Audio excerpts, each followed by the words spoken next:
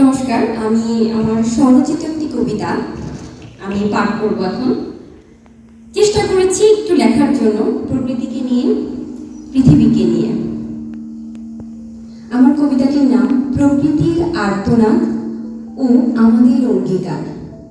কলমে এবং কণ্ঠে আছি পিঙ্কি রানী মজুমদার। তোমার পৃথিবী দিয়েছে যত, তুমি কি তত দিয়েছ তারে? তোমারই লাগিয়া আপন অস্তিত্ব আরো কত কি যে পৃথিবী ছাড়ে।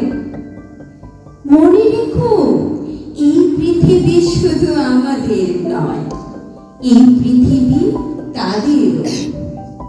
স্রষ্টা আমাদের দিয়েছে বুদ্ধি বিবেক, তাই বলে তাদের ধ্বংস করার অধিকার তো দেয়নি।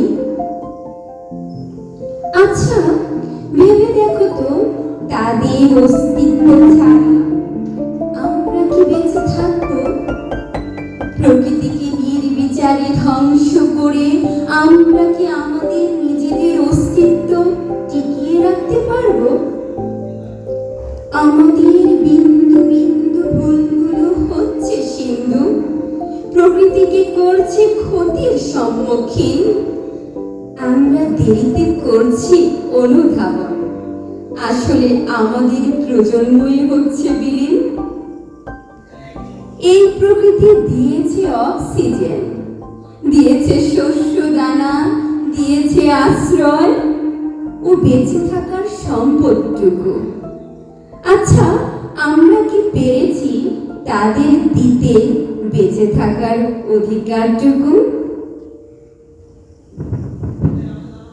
শোনো সবাই, আজ দৃঢ় অঙ্গীকারে ব্যক্ত করি চিৎকারে, হে প্রকৃতি শুনছ?